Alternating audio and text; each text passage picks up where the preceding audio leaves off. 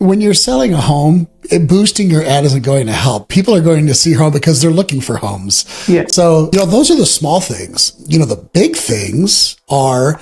Hi, everyone. Welcome to Founders Outlook today. Today's guest is Tim Street, a foreign marine, former top producing agent, and now founder Foolproof, FSBO. That real estate agents are one of the highest returns on investments you can make when you sell your house. By getting professional photos, you're going to stand out because here's what happens. He's helping people sell smarter without losing equity. He left big checks behind as a top producing agent to build systems that protect families and make selling stress-free.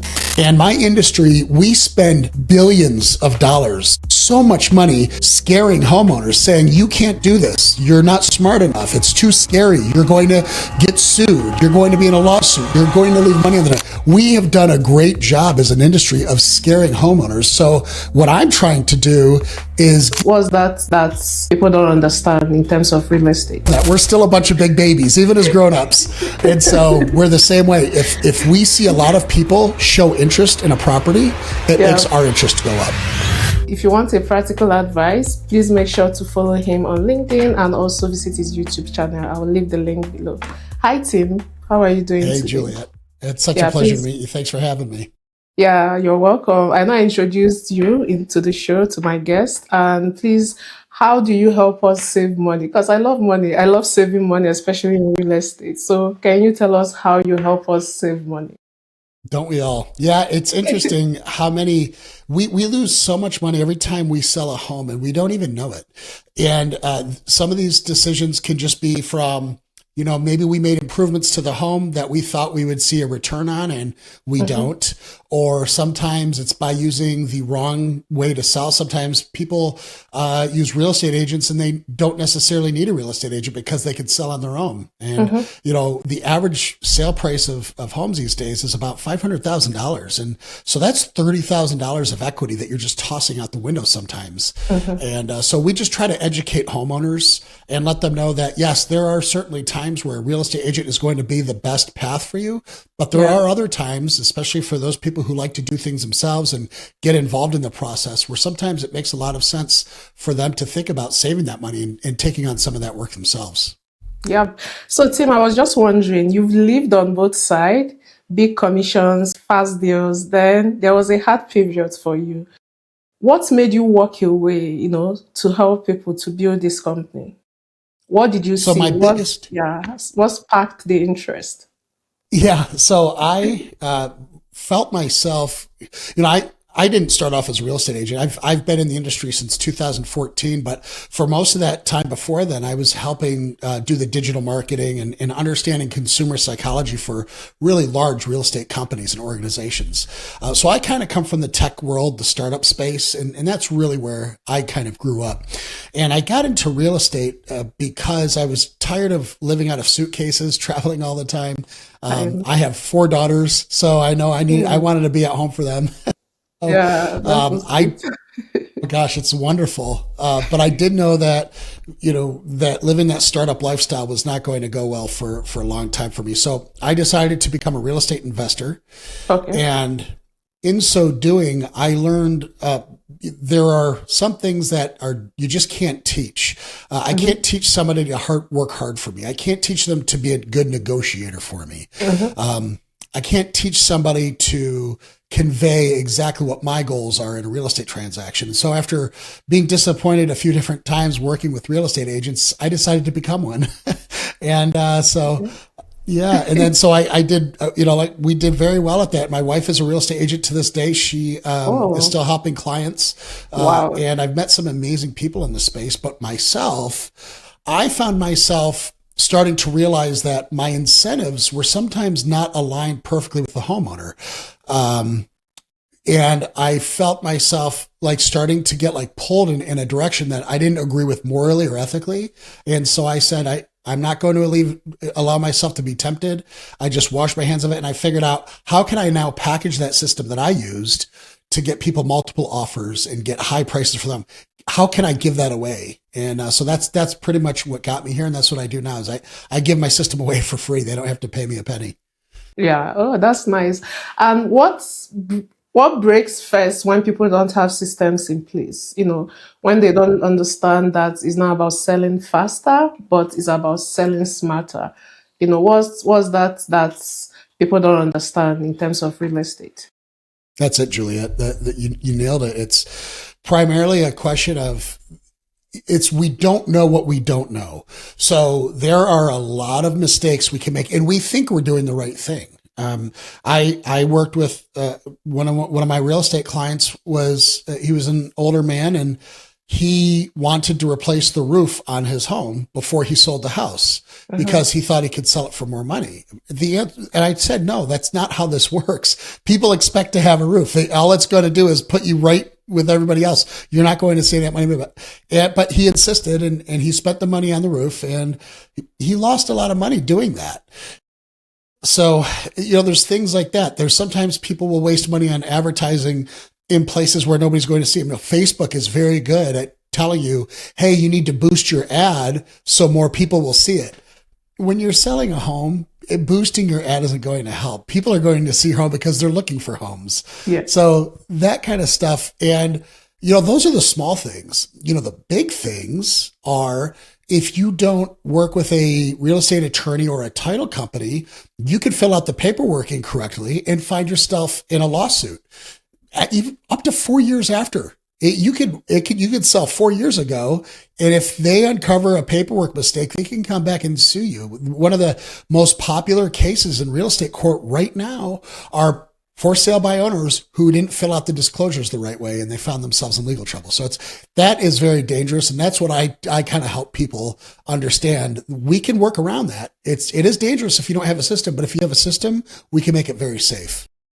Nice. And, this is from experience as well. We don't really know how much we lose in equity when we don't sell right. And I'm kind of wondering, let's say I want to sell a property and I approach you. What is the first step? How are you going to help me sell, keep more money in my account? On your LinkedIn, you said you help families save for colleges. So how are you going to help me to save money and not lose so much on equity? The first thing we do is we need to find out if you as a person and your home as a home is a good candidate for sale by owner, because there are circumstances where it might be a terrible idea.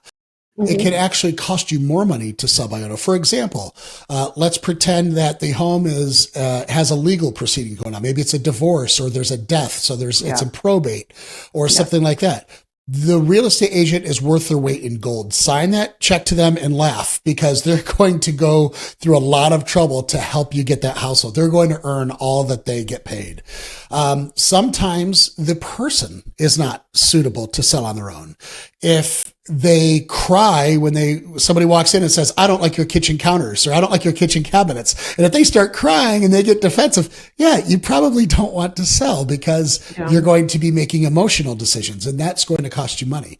So I always send people to take my quiz. If you go to my website, foolprooffsbo.com/quiz, it's a 2-minute quiz, and it tells you, hey, you're a good candidate to do this, or you're not. But here's the good news. If you are a good candidate, you're going to save a lot of money by selling your own. But even if you're not a good candidate, you just tell me, and I have a whole nationwide network of real estate agents. I've already negotiated with them that they're going to sell my students' properties at reduced commissions. So even if you have to use a real estate agent, you're still going to save tens of thousands of dollars by working with me. Okay. And now there are steps, when you want to sell, there are steps you need to take. For instance, photo, negotiation, paperwork. What's that one step people skip or make mistaken, because it feels maybe boring, or they don't know how much it's going to cost if they make that mistake, but it comes up or ends up costing them the most. What is that one particular step? The biggest mistake I see people do is they try to take their own photographs. Yes. With their iPhone. Yeah. And I don't know why they make their house look like a crime scene. Like it's the police taking photos, it's terrible. There's dirty clothes out, and there's, a dog running through. It's just no good. Real estate photographers, yes, they do cost money. But if you think about how much extra you're going to make by having a successful home sale, it's a Mm-hmm. very small amount in comparison. I say Mm-hmm. that real estate agents are one of the highest returns on investments you can make when you sell your house. By getting professional photos, you're going to stand out because here's what happens. You have to remember that now because of Amazon.com, we're taught to comparison shop. So we just compare, compare, compare. And if I see a 3-bedroom, 2-bath house in a neighborhood that I want, I'm going to find out what is the least expensive one. That's just, and a lot of people are like me. That's what we do. We comparison shop on price first. Then after we see the right price, what's next? See, what does it look like? And if it doesn't grab my attention right away, within zero point 0.7 seconds, actually is what the science tells us. You have zero Mm-hmm. point 0.7 seconds to make somebody's brain say, oh, that's a nice picture. I will press, I will click, I will go look at more. And if you don't Mm-hmm. do that, they're gone. And unprofessional iPhone photos, they're not going to impress anybody. Okay, so the photos do matter. Okay, so if you could give founders one rule before they sell anything, what should that be and what should they never compromise on when they're about to sell? I know you mentioned photo. Is there any other thing they shouldn't compromise on? Absolutely. Never try to handle the legal stuff by yourself. So never try to do your own contracts. Never try to figure out because here's the thing. You can download the agreements. They're standardized agreements. So on a lot of government websites, they will have those agreements online for you to download. Mm-hmm. But just because it's legal doesn't make it smart. Yes, it's legal for you to fill out your own documents, but it is not smart. So outside of the photos, the real estate photographer, I also say always work with a title company or a real estate attorney, a legal professional, whatever. Every state has different rules, but always make sure that you work with a true legal professional because if you don't, you could find yourself on the wrong end of a lawsuit, and that's just that ruins everybody's day. Yeah, true. I agree totally. And what is the timeline? Is there like a particular timeline, working with you? Because some people they complain about listing with a particular agent and it stays online for 90 days, 60 days. Is there a timeline guarantee when working with you to, sell these properties? That's a great question, Juliet. A lot of people forget that there's something out there called carrying costs. So Mm-hmm. every month that your house is on the market, you're paying the mortgage, you're paying the insurance, you're True. paying for the electricity and the Yep. water. And Yep. that is money you will never see again. And the United States, the average is $2,500 a month, right? Mm-hmm. So if it takes 3 months, if it takes 4 months, that's $10,000 that you are never going to see Exactly. again. Yep. Yeah. And on top of that is people don't realize that there's also something called an opportunity cost. And an opportunity cost is, when you get that money from that house sale, you're probably Mm-hmm. not going to bury it in your backyard. You're probably going to put it into something else. Maybe it's another house. Maybe it's an investment account. Whatever it is, it's going to generate interest. It's going to appreciate. Well, every month you're prevented from doing that. That's your opportunity cost. So you're not just losing your carrying costs. You're losing your opportunity costs as well. And it really Yeah. adds up. Yeah. And on top of that, the longer a home takes to sell, the more difficult it becomes to sell because it gets a reputation that there's something wrong with the house or it would have sold already. So it's a bad cycle because the longer it sits, the harder it is to sell. The harder it Mm-hmm. is to sell, the longer it sits. So, what we try to teach people is your job is to make this house sell fast and for a great price. And the way you do that is through two things. Number one, you strategically underprice when you hit the market so that you're the most reasonable home on the market. That's going to get you the most attention, which causes multiple bidding wars, which is going to drive your price up. And then the other thing I like to remind people of is when they're figuring out what they want for a price, they should take those opportunity costs and those carrying costs into effect. And this is what I mean. If the least, or if the price of the house is $200,000, Mm-hmm. and if your house sits on the market for 4 months, that's going to be $10,000. What I Yes. recommend is right away listed at $190,000 because you're Oh, now a great yeah. value and you're going to get bid up past that $200,000 almost always. I see. I see. Yeah. So this is how you help them put more money into their pockets. I'm just curious, how do you now estimate how long this property is going to stay? Let's say I make a budget of 2 months extra in my bidding cost. Then I don't know if it's going to last for 3 months, 2 months. How do you estimate this? How do you get the numbers? So the first thing we do is I give people a target of 7 days to get on the Okay. market. And I've written an ebook on this. If you go to my website, foolproofisbo.com/ebook, it's free. But Okay. it's my 7 day launch plan. And that will take you on one hard week of work. It's not going to be easy, but 1 week of concentrated work, about 2 to 3 hours of work every day. So you can do it after you get home from your job. We're going to teach you how to launch your property and be ready to receive offers on it in as little as 7 days. Now, the Mm-hmm. other question that you asked was, well, how long will it take to sell? Well, that depends. If you follow my guidance exactly, I can tell you that my homes that I sold for my clients are usually under contract after the first weekend Oh, with okay. multiple offers. And the Yeah. way we do that is through it, like I said, a number of things, strategic underpricing, fantastic, beautiful photos, a beautiful listing description. We make sure that we have an open houses that are very crowded. So we make them crowded by inviting the neighborhood. We make them very small, only 2 hours. So a lot of people are in there at one time. I can tell you, my daughters, when they were babies, they would Yeah. have a toy in the closet that they haven't seen in 6 months. If one of them Yes. takes that toy, the other one's going to fight them for that Excitement. toy. Yeah. Well, we've never outgrown that. We're still a bunch of big babies, even as grown-ups. And so we're the same way. If we see a lot of people show interest in a property, it makes Yeah. our interest go up. Oh, nice. And you mentioned you do one-on-one coaching as well. So you coach, people who want to sell and put these things in the market themselves, or do you coach just the real estate agents?